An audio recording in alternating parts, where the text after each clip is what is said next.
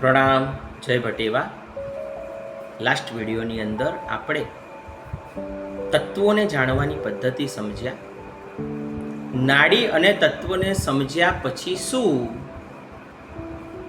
તો નાડી અને તત્વ ઉપરથી આપણા ઘણા બધા ભવિષ્યના પ્રશ્નોના જવાબો આપણને મળી શકે છે. આવનારું વર્ષ આપણું કેવું રહેશે, પ્રજા માટે અને રાજા માટે વર્ષ કેવું રહેશે, પશુ પંખીઓ માટે વર્ષ કેવું રહેશે, અતિવૃષ્ટિ અનાવૃષ્ટિ, આ બધા પ્રશ્નોના જવાબો એની અંદર સમાયેલા છે. અને આને તપાસવા માટે 3 મહત્વના દિવસો શાસ્ત્રમાં બતાવ્યા છે. સૌથી પહેલું છે મેષ સંક્રાંતિ, એટલે કે જે દિવસે મેષ રાશિમાં સૂર્યનું પરિવર્તન થાય છે. સૂર્ય જે દિવસે મેષ રાશિમાં પ્રવેશ કરે છે એ છે ચૈત્ર સુધી એકમ. બીજો દિવસ બતાવવામાં આવ્યો છે મહાસુદી સાતમ, અને ત્રીજો દિવસ છે અખાત્રીજ, એટલે કે વૈશાખ સુદ ત્રીજ. આ 3 દિવસોમાં શુભ ઘડીએ, શુભ મુહૂર્તે જો નાડી તપાસવામાં આવે, એ દિવસે જો ડાબી નાડીની અંદર પૃથ્વી તત્વ ચાલુ હોય તો એનું ફળ છે મેઘ સારો વરસે, ઢોરોને ખૂબ ચારો પાણી મળી રહે, મનુષ્યને ખૂબ પ્રકારનું અન્ન મળી રહે, પ્રજા સુખી થાય, દેશની વૃદ્ધિ થાય. જો ડાબી નાડીની અંદર જળ તત્વ ચાલતું હોય તો ધરતી ફળે, ધાન્ય પાક થાય, મેઘ વરસે, જગતમાં આનંદ મંગળ વર્તે.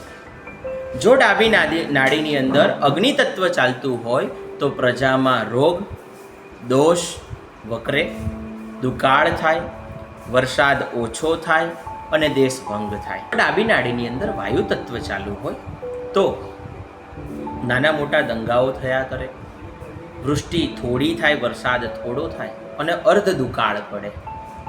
જો ડાબી નાડીની અંદર આકાશ તત્વ ચાલતું હોય તો મેઘ ન વરસે, અન્ન ન ફળે, એટલે કે અનાવૃષ્ટિ થાય અને દુષ્કાળ પડે, ઢોરોને પશુ પક્ષીઓને ચારો પાણી ન મળે અને મનુષ્યને ભોજન પાણી અન્ન ન મળે. હવે જો જમણી નાડી ચાલુ હોય અને એની અંદર પૃથ્વી કે જળ તત્વ ચાલુ હોય તો ફળ ચંદ્ર નાડી પ્રમાણે, એટલે કે ડાબી નાડી પ્રમાણે જ છે, પણ એના કરતાં થોડું મધ્યમ સમજવું.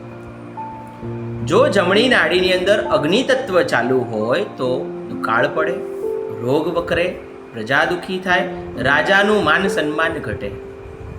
જો જમણી નાડીની અંદર વાયુ તત્વ ચાલતું હોય તો ભય, ક્લેશ, વિગ્રહ, એટલે કે ભયંકર પ્રકારના યુદ્ધ, દુકાળ, પ્રજાનું દુઃખી થવું, આ તેનું ફળ છે.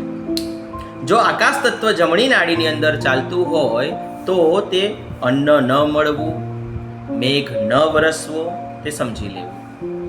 અને જો સુષુમ્ના નાડી, એટલે કે બંને નાકના છિદ્રોમાંથી, નસકોરામાંથી એક સાથે શ્વાસ નીકળતો હોય તો સુષુમ્ના નાડી કહેવાય. અને સુષુમ્ના નાડી ચાલતી હોય તો રાજાનો ઉત્પાત થાય, વિનાશ થાય અને મહાદુકાળ પડે. આ તેનું ફળ સમજ.